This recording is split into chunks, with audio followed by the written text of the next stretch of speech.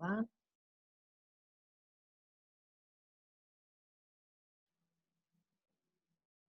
Bien.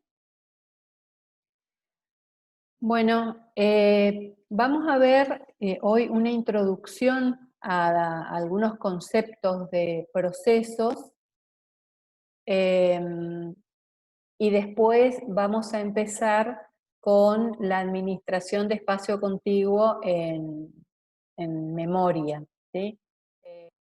Cambiamos un poco el orden, si ustedes miran las unidades, cambiamos un poco el orden de lo que damos porque necesitamos justamente darlo de esta forma para que cuando ustedes empiecen con el trabajo práctico integrador, ya tengan los elementos a nivel general como para empezar a trabajar. Bien. Entonces vamos a ver el concepto de procesos, que algo ya estuvimos viendo ayer, una caracterización de los procesos, qué hay en el bloque de control de procesos y los estados de un proceso. Habíamos dicho ayer que un proceso es un programa en ejecución. ¿Sí? El programa es una entidad pasiva, pero cuando lo seleccionamos para ejecutarse, se convierte en proceso.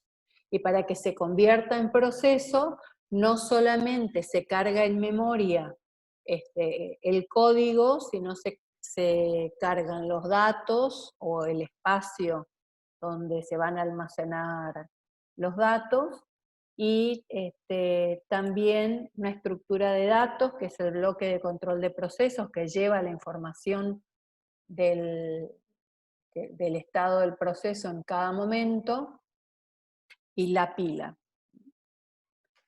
Entonces, el proceso es un concepto, ¿sí? Es una abstracción que maneja el sistema operativo y que consiste de un conjunto de elementos. Por un lado el programa, por otro lado toda la información sobre el estado de ejecución del proceso en un determinado momento, y su memoria de trabajo.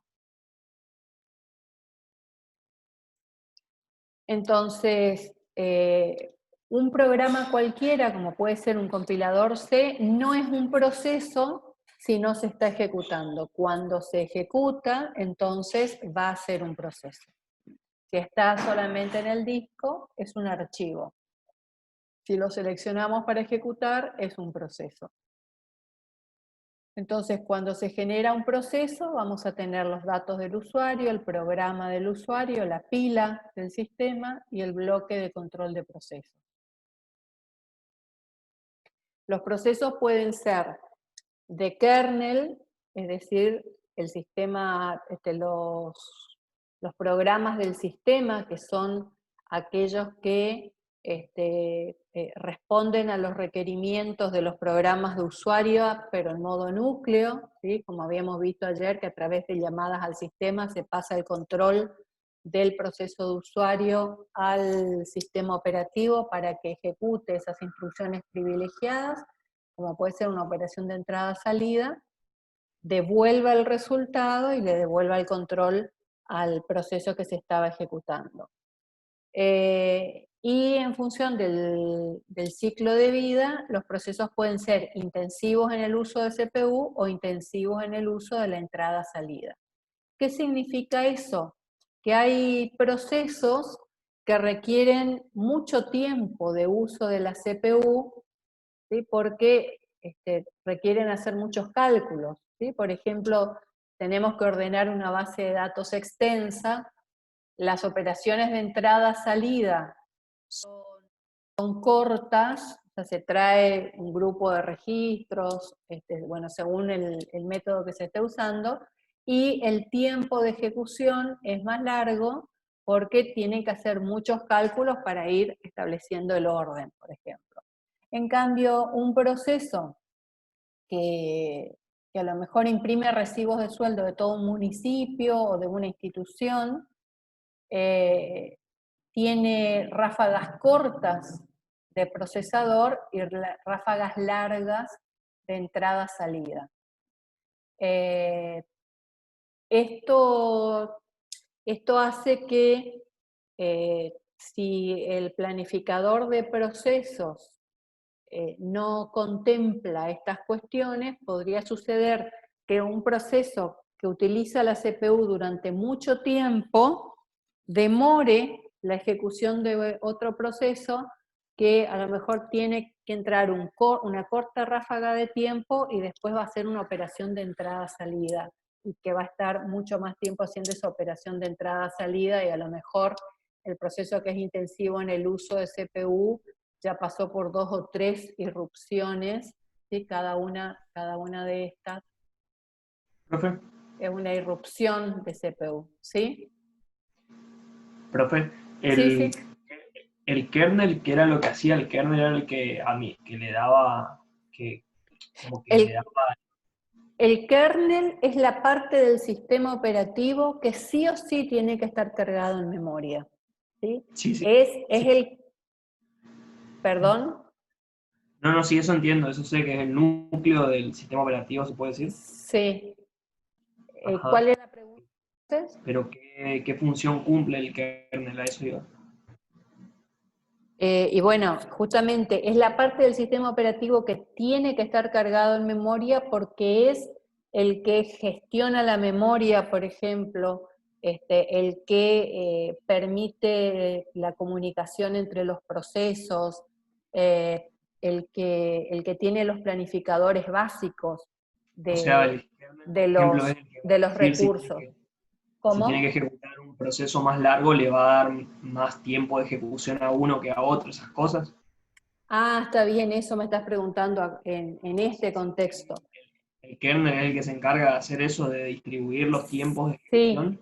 sí, sí, sí. Tiene una parte para la planificación de procesos, y una parte del código de la gestión de procesos es la que va a definir qué proceso tiene que ejecutarse a continuación en el procesador, porque eh, no Profe, está midiendo constantemente el tiempo de uso de CPU que cada proceso necesita, sino que y, establece una forma de ordenar la cola de espera del procesador, respetando algún tipo de criterio. Un criterio puede ser que se ejecuten primero los intensivos en entrada-salida.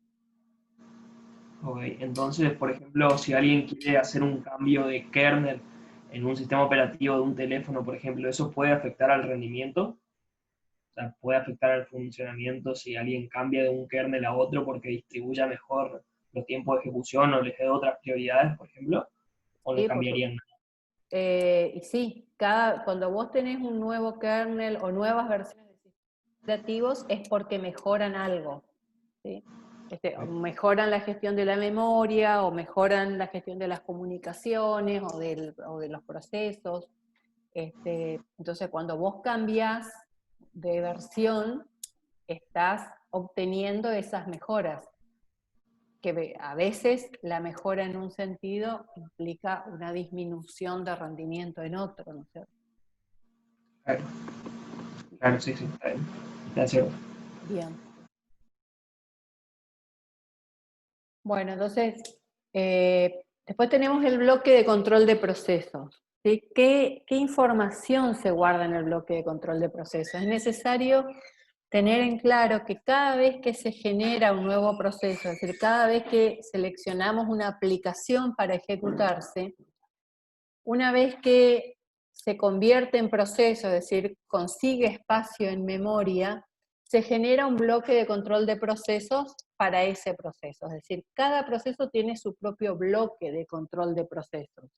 ¿Y qué información tiene ese bloque? Tiene el identificador del proceso, tiene información de estado del procesador y de control de ese proceso. La identificación del proceso va a tener el identificador del proceso, o sea, como su DNI. Si el proceso fue generado por otro, va a tener el identificador del padre, el identificador del usuario de ese proceso. En lo que es información del estado del procesador, va a resguardar la información de todos los registros de la CPU que son necesarios cada vez que el proceso va a volver a ejecutarse, ¿sí? Nosotros tenemos que un proceso a lo mejor empieza a ejecutarse, pasa a ser una operación de entrada-salida, cuando vuelve a ejecutarse, tiene que ejecutarse desde la instrucción siguiente a la que generó la operación de entrada-salida, por ejemplo. Si estaba trabajando con un archivo, va a tener un puntero a la posición dentro del archivo, a la siguiente posición dentro del archivo respecto de la última que trabajó. Va a tener los biestables de estado, es decir, va a tener que guardar toda la información, todos esos registros de la CPU para que cuando vuelva a ejecutarse, se copie esa información a los registros de la CPU de manera que se ejecute correctamente y que no empiece nuevamente desde el principio, es decir, que se pierda todo lo ejecutado hasta ese momento. Y respecto de la información del control del proceso, va a tener que tener información sobre el estado del proceso, es decir, si el proceso está esperando para ejecutarse, si está esperando por una operación de entrada-salida, si está suspendido, para que el sistema operativo, bueno, sepa en cada momento cuando tiene que seleccionar un proceso para cambiar de estado, por ejemplo, bueno, que sepa cuáles son todos los procesos que están esperando por entrada-salida, cuáles están esperando por el procesador, etc. Información sobre los privilegios de los procesos, sobre qué procesos están compartiendo información o compitiendo por el uso de los recursos y que dependen uno del otro para utilizar esos recursos. Información sobre la memoria asignada al proceso, es decir, cuál es el espacio de memoria que tiene asignado ese proceso en particular. Los procesos pueden crearse y terminarse, ¿no? Es decir, se crean, se ejecutan y se terminan. Y la terminación puede ser normal o anormal. Es normal cuando terminan, o sea, con una instrucción de fin o cuando el usuario elige salir, pero es una decisión del proceso o del usuario. La terminación anormal es cuando se produce un error. El tiempo excedido, no hay memoria suficiente, hay un error aritmético, hubo un intento de acceso a una posición de memoria que estaba prohibida, falla el dispositivo de entrada-salida con el que está interactuando, terminó el padre, y cuando un proceso padre genera otros procesos, la mayoría de los sistemas operativos implementan que cuando termina el padre, terminan todos los hijos. Entonces, ¿en qué estados puede estar un proceso? Básicamente, o sea, en un inicio se planteaba que un proceso puede estar ejecutándose o puede no estar ejecutándose. Cuando un proceso no se está ejecutando, puede estar en la cola de espera, esperando su turno para utilizar el procesador, o podría estar también esperando por un dispositivo de entrada-salida, ¿sí? Es decir, no solamente va a estar en la cola de espera del procesador, sino que podría estar esperando por una operación de entrada-salida. Entonces, este modelo de dos estados no nos permite conocer bien en qué situación está el proceso cuando no se está ejecutando. Entonces pasamos a un modelo de 5 estados. El modelo de 5 estados dice que un proceso está en estado de nuevo, ¿sí? Que significa que está solicitando acceder al sistema. ¿Sí? Es decir, cuando nosotros seleccionamos un proceso para ejecutarse, hacemos doble clic o elegimos run, la opción run en un determinado proceso. Entonces ahí lo que estamos haciendo es solicitando espacio en memoria. Si el sistema operativo cuenta con ese espacio en memoria, lo admite, es decir, carga el proceso en memoria y lo pone en la cola de listos para competir por el uso del procesador. Entonces, el proceso, en la cola de listos ya vamos a ver más adelante, cuando veamos planificación de procesos, que existen diversas formas, diversos algoritmos para organizar esa cola de listos. Puede ser en el orden en que llegan, puede ser los procesos de mayor prioridad primero, pueden ser los procesos más cortos primero. Bueno, hay distintas formas de organizar esta cola de espera. Profe, ¿Sí? disculpe, cuando están en ready ya están asignados los recursos que van a tener los procesos. Cuando están en ready está listo para poder ejecutarse. El proceso, a medida que se va ejecutando, va solicitando otros recursos. Mientras que no se está ejecutando, no se saben cuáles son los recursos que va a necesitar. Cuando ejecuta una instrucción de leer un archivo, entonces ahí recién se sabe que va a necesitar acceder al disco a buscar ese archivo, por ejemplo. Si cuando ejecuta la instrucción de imprimir, ahí recién se sabe que va a necesitar utilizar la impresora. Entonces, durante la ejecución va requiriendo los recursos. Lo que obtiene al momento de ser admitido y estar en estado de listo es espacio en memoria y la posibilidad de empezar a ejecutarse. Profe, cuando usted dice memoria se refiere siempre a la RAM, ¿no es cierto? Nunca al Memoria, disco. no, memoria principal. De hecho, en los primeros modelos, el proceso tenía que estar cargado completamente en memoria principal para poder ejecutarse. Actualmente no es así. Actualmente vos podés tener, en general los procesos son de mayor tamaño que la memoria principal. Si ustedes miran el tamaño de un programa cualquiera con el que estén trabajando, seguro que es igual o de mayor tamaño o de mayor capacidad que la memoria principal.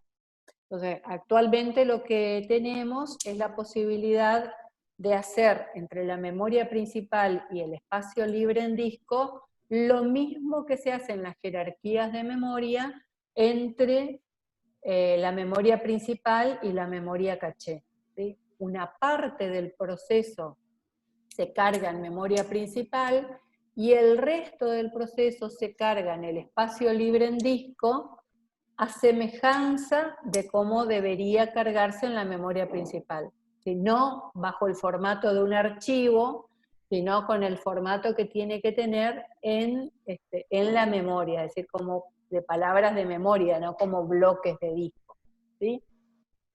Eso, por supuesto, que quita espacio libre en disco. Seguramente les ha pasado muchas veces que tienen poco espacio en disco, pero tienen algo de espacio y se les pone más lenta la computadora, o sea, cuando están ejecutando tienen muchos procesos, tienen que empezar a cerrar aplicaciones para que se vuelva a su cauce normal el funcionamiento de la computadora, y en algunos casos hasta reciben un mensaje de que no hay espacio suficiente. Ustedes no están pidiendo guardar nada, digamos. El tema es que los procesos que tenemos cargados ocupan parte de la memoria principal para hacer una extensión de la memoria física, ¿sí? Es lo que se llama memoria virtual. Una cosa, profe, que creo Sí. que me mezclé. O sea, usted está diciendo que cuando abrimos un programa en el disco interno, como decirlo, de la computadora, se ocupa almacenamiento también. Sí, se ocupa como una extensión de la memoria principal.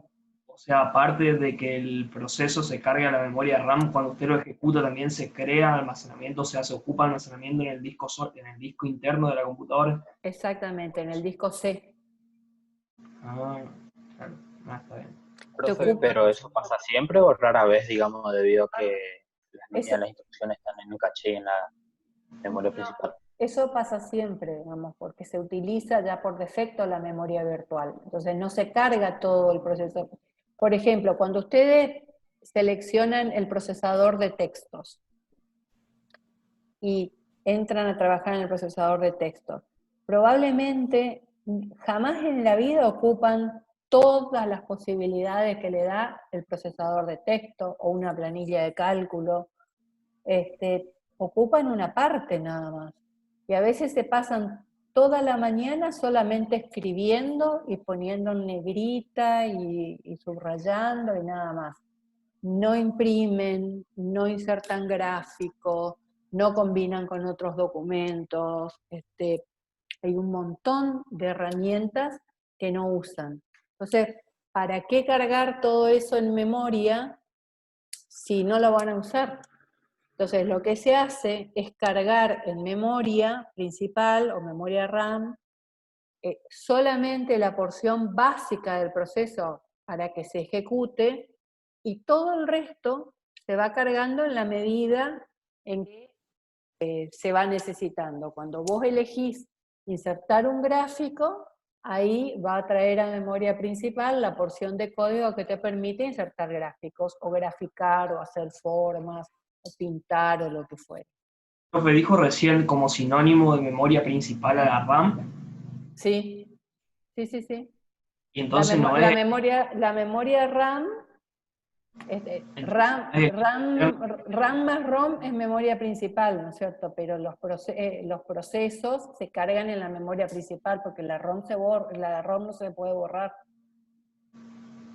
Claro, lo que yo le preguntaba hoy es que yo entendía que usted estaba diciendo que cuando ejecutamos un programa en el disco HDD, a eso vamos a hacer específicamente, ahí que se ocupaba espacio, es lo que yo entendí que dijo, y ahora Sí, sí, escucho como sí. está diciendo que descargan la RAM. No. El proceso para ejecutarse tiene que estar en memoria principal, ¿sí? Que en la RAM. En la RAM.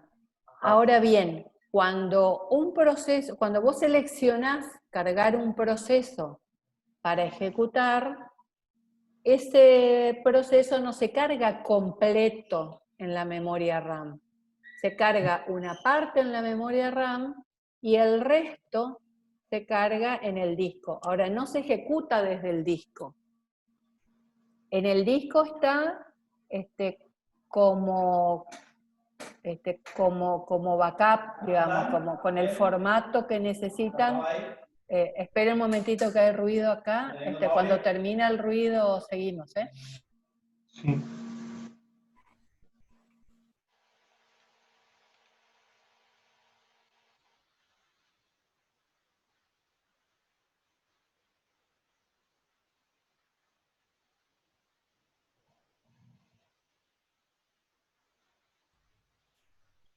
A todos les pasa, soy el único que por ahí se le interrumpe un poco. Se le baja la voz, como que Estoy se con aleja. Sí, por ahí interferencia. sí. Sí, a mí también me Se pasa corta. eso. Sí. Sí. Se satura de vez en cuando. Igual no es tan molesto, es incómodo nomás. Sí, discúlpenme que interrumpí, pero justo llegó gente y va a haber mucha interferencia en la transmisión. No hay drama, profe.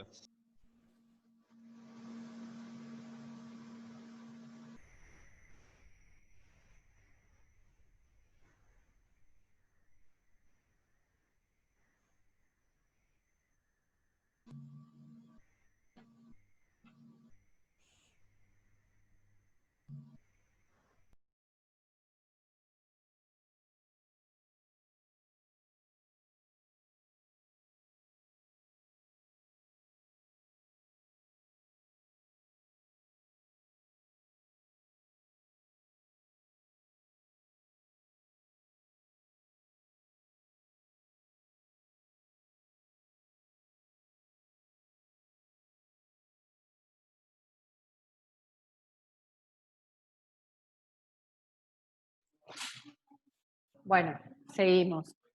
¿Quedó claro lo de lo de la memoria, si no, no nos trabemos ahí, porque vamos a volver a eso cuando veamos memoria virtual.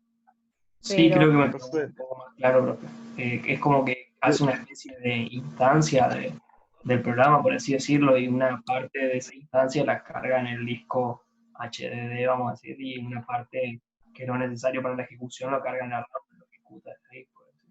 no, lo que es necesario Pero, para ejecutar se carga en la memoria. Y lo que no es necesario se carga en el disco. Y se va trayendo del disco a la memoria cada vez que sea necesario nada más. O sea, cuando se lo invoca, la Sí, sí, sí. porción de código que se invoca. Eso entendí. Es algo similar a lo que pasa entre la principal y la caché, digamos. Claro, exactamente. Profe, por poner un ejemplo así nomás, supongamos que yo estoy utilizando GeoGebra, ¿que no? Ujú, Y estoy utilizando el ejemplo de... ¿Se me escucha? No sé si... Sí, sí, sí, se escucha.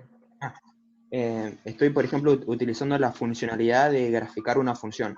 Ujú.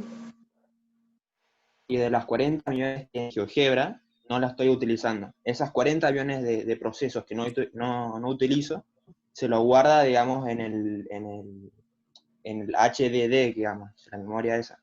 Ujú. Y en la memoria principal se guarda únicamente el proceso de graficar una función. ¿Sería algo así, digamos, lo que Claro. sucede? ¿O? Sí, el proceso completo está entre la memoria principal y el disco, ¿sí?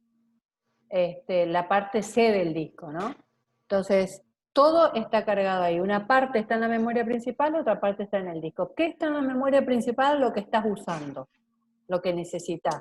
A lo mejor hay algo más, ¿no es cierto? Porque empezaste a usar otras partes de la aplicación, la dejaste de usar, trajiste otra, bueno, no vas a tener en memoria solo lo que estás usando, sino podés llegar a tener en memoria también otra parte del código que ya dejaste de usar, pero esa que dejaste de usar en algún momento se va a descargar para poder traer a memoria la que vas a necesitar ahora.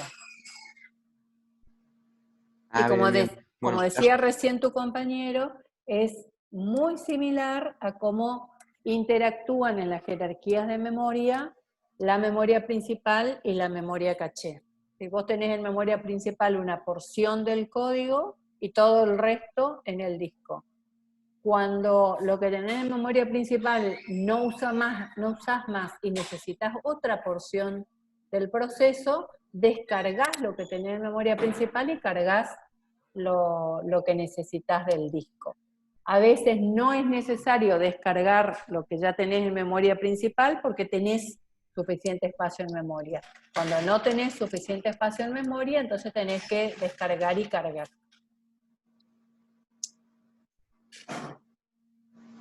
¿Listo? Bien, gracias. Bueno, seguimos entonces con los estados de un proceso. Entonces decíamos, cuando Sí. un proceso... Cuando dice memoria, puede aclarar entre si está hablando de un HDD o si está hablando de RAM, porque yo me confundo cuando dice memoria, puede ser. Cuando digo memoria, estoy hablando de memoria RAM. Porque el disco es un dispositivo de entrada-salida. ¿Sí? Cuando hablemos de entrada-salida, vamos a hablar de disco. Ahora bien, el disco se utiliza para extender la memoria principal o la memoria física sobre el disco. Pero cuando te digo memoria a secas, es memoria principal o RAM. Perfecto, gracias. Vale la aclaración porque no sabía eso. Bueno, entonces, cuando un proceso es admitido, es decir, es cargado en memoria, ¿sí? La admisión implica que consigue espacio en memoria y es cargado, va a pasar al estado de listo. Cuando recién ingresa al sistema, el proceso entra al estado de listo, entra a la cola de listos que va a esperar que se le asigne tiempo de uso del procesador. Cuando el proceso es elegido para ejecutarse, va a ejecutarse en el procesador. La primera vez que el proceso se va a ejecutar, solamente se tiene que cargar en el procesador la información del contador de programa, ¿sí? En el contador de programa, ¿qué se va a cargar? La dirección de la primera instrucción. Todos los demás registros del procesador van a estar vacíos porque se ejecuta por primera vez el proceso. A medida que se va ejecutando, los registros del procesador van teniendo valores que corresponden al proceso. Es decir, el acumulador va a tener algún valor, los registros accesorios también, los registros índices, se trabaja con direccionamiento indexado también, es decir, todos los registros, o sea, los registros de condición, todos van a tener algún valor que corresponde a la ejecución de este proceso. Si el proceso termina, va a pasar al estado determinado. Ahora, si el proceso hace una operación de entrada-salida, por ejemplo, durante la ejecución, encuentra una instrucción de imprimir, por ejemplo, entonces el proceso va a dejar el procesador porque ahora tiene que ir a esperar por esa operación de entrada-salida, es decir, tiene que ir a la cola de impresión. Cuando el proceso deja el procesador, antes de pasar a la cola de entrada-salida, se va a actualizar su PCB. ¿Con qué se va a actualizar? Con los valores de todos esos registros que va a necesitar después para cuando vuelva a ejecutarse.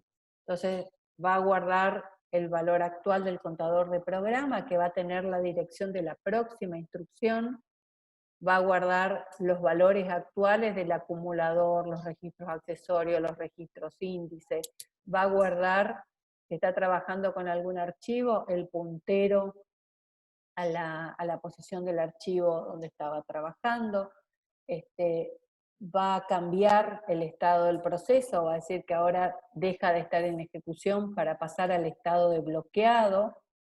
¿Bloqueado qué significa? Que está esperando por una operación de entrada-salida, por ejemplo, que hasta que esa operación no termine, el proceso no va a poder volver a ejecutarse, o sea, no tiene posibilidad de volver a ejecutarse porque necesita esa acción.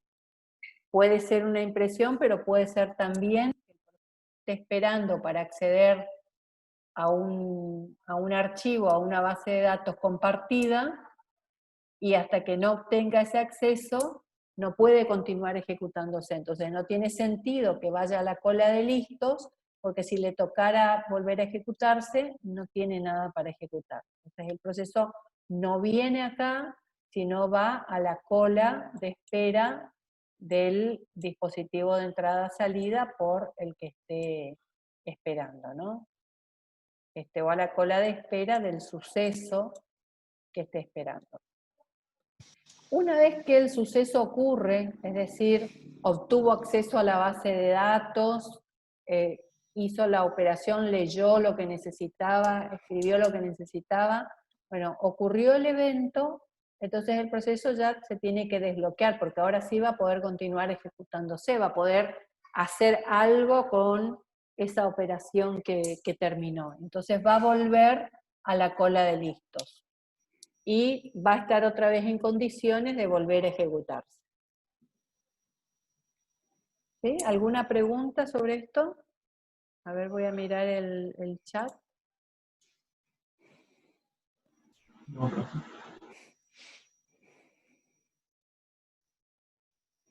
Ah, no. Estos son comentarios entre ustedes, nada más. Bueno. Profe, disculpe. ¿Sí? Uh-huh. Cuando usted dice que un proceso pasa de ejecutarse a bloqueado, ese cambio de estado es solamente por la ocurrencia de un evento, y ese evento siempre es una operación de entrada-salida. Siempre o la ocurrencia. Claro, Sí. la mayoría de las veces está en una operación de entrada-salida. Pero puede ser que el proceso también esté esperando algún recurso al que en ese momento no tiene acceso. Entonces no va a poder ejecutarse hasta que no obtenga ese recurso. A veces el recurso es un espacio compartido en memoria, ¿sí? Un espacio compartido en memoria donde 2 o más procesos entran a buscar información, pero no todos pueden entrar a la vez. Por eso es que no siempre son operaciones de entrada-salida, pero la mayoría de las veces es por operaciones de entrada-salida. Sería, por ejemplo, Una pregunta. ¿Sí? Cuando se desbloquea el proceso, porque ocurre y está listo de vuelta, ¿va a la cola y espera a todo el resto de procesos que están esperando o tiene alguna ventaja por el resto de procesos? Depende del algoritmo de planificación de CPU que se utilice. Hay algoritmos de planificación de CPU que dice que se ordenan según el orden de llegada. Entonces, por supuesto, cuando vuelve a la cola de listo, está llegando último, ¿sí? Claro. Va a tener que ubicar último. Hay algoritmos que dicen que ordenan la cola de listos, por ejemplo, en función de la prioridad de los procesos. Entonces se va a ubicar en el lugar que le corresponda según su prioridad. Hay algoritmos que dicen que se ubican en función del tiempo que usaron para la entrada-salida. Entonces se ubican en función de eso. O sea, todo depende de la planificación de CPU que se haya implementado. ¿ese algoritmo de planificación de CPU, profe, es lo que está en el kernel o no? Sí, está en el kernel. Perfecto. Y ¿Sí? no, eso no era, profe. Sí, Bueno. Fíjense lo que les decía recién, que cuando un proceso se está ejecutando y termina de ejecutarse, tiene que guardar su estado en el PCB antes que se cargue otro proceso.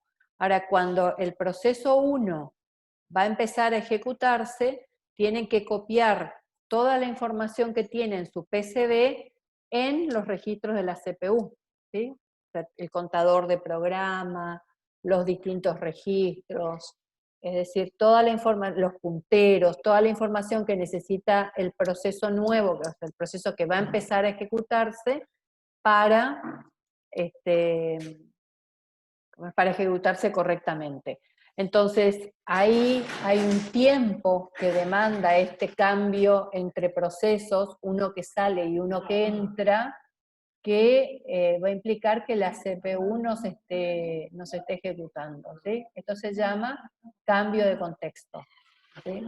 Donde el proceso que sale salva toda la información que necesita en el PCB y se carga en la CPU, en los registros de la CPU se cargan la información que está en el PCB del nuevo proceso que va a ingresar. Tengan en cuenta que la CPU es una sola, como decíamos recién. Entonces, cuando se va a ejecutar un proceso, el programa tiene que tener la información de ese proceso, el acumulador tiene que tener la información de ese proceso, los registros de direccionamiento tienen que tener la información de ese proceso. Bueno, ahora, con la aparición de la memoria virtual, tan discutida hasta hace un rato, aparecen 2 estados más. O sea, a este modelo de 5 estados le agregamos 2 estados más, que son los estados de suspendido. ¿Por qué? Porque ahora el planificador, el gestor de memoria, cuando le falta memoria, puede decidir suspender un proceso. ¿Qué significa que un proceso se suspende? Significa que se descarga completamente a disco. Lo único que se deja en memoria principal es el PCB de ese proceso, para que el sistema operativo pueda tener registro del proceso. Y todo lo demás se descarga al disco hasta que el sistema operativo decida volver a asignarle memoria para que el proceso pueda volver a competir por el uso del procesador. Entonces, mientras un proceso está suspendido, no va a poder estar en la cola de listos. Entonces, ¿cuáles son los dos estados que se agregan? Listo y suspendido y bloqueado y suspendido.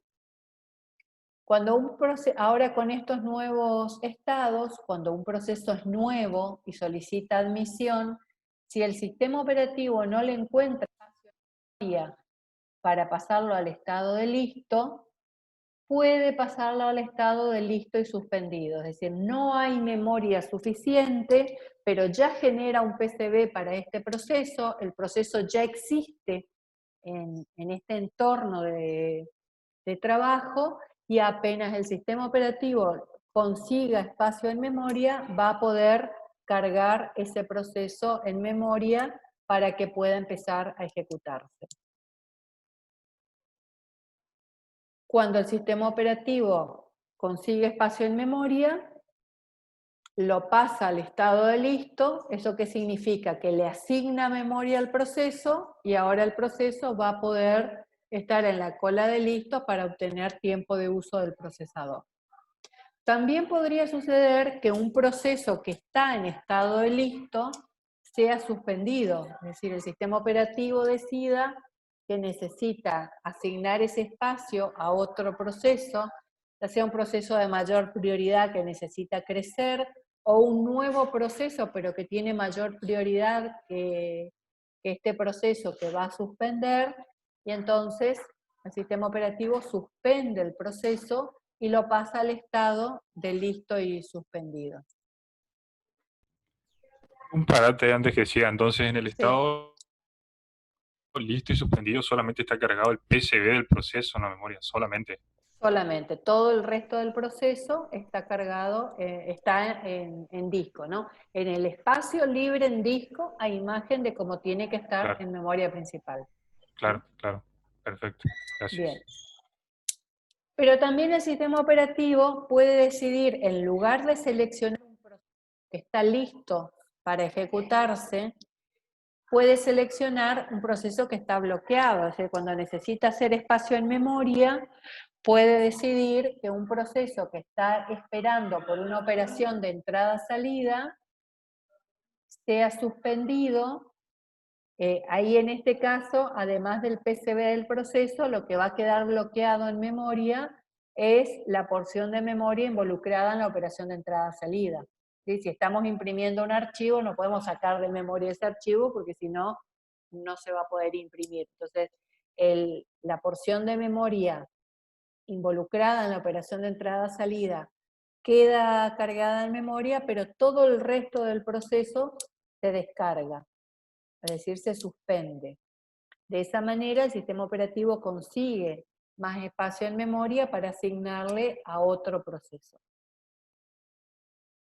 Este proceso que está bloqueado y suspendido, puede suceder que en algún momento el sistema operativo diga, bueno, ya tengo suficiente espacio en memoria, no tengo más pedidos, así que voy a volver a cargar este proceso en memoria para que cuando la operación de entrada-salida termine, ya pueda pasar directamente al estado de listo.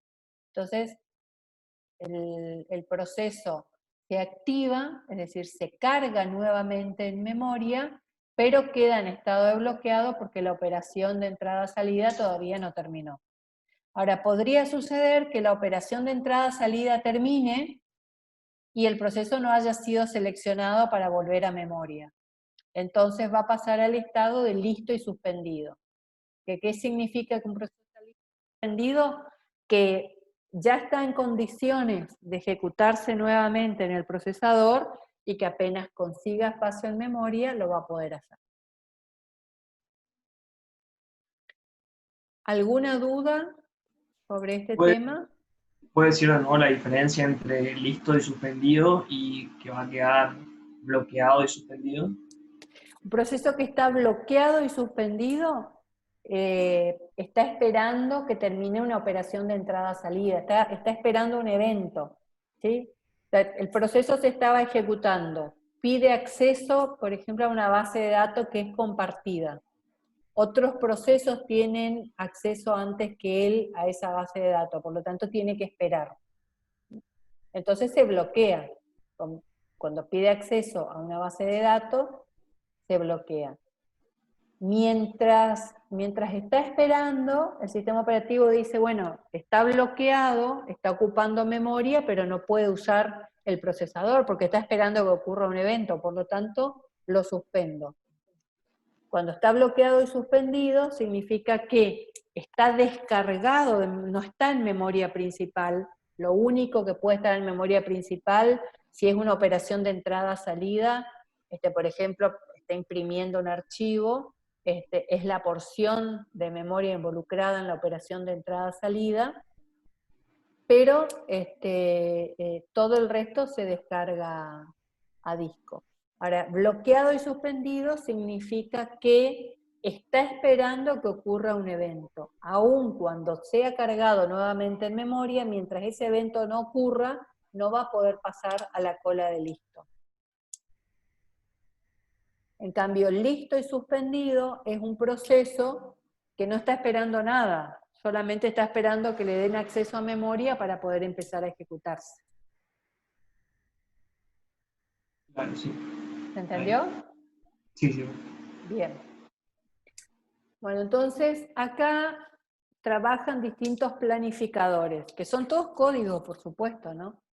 Cada vez que un proceso nuevo solicita ingresar al sistema, actúa el planificador a largo plazo, ¿sí?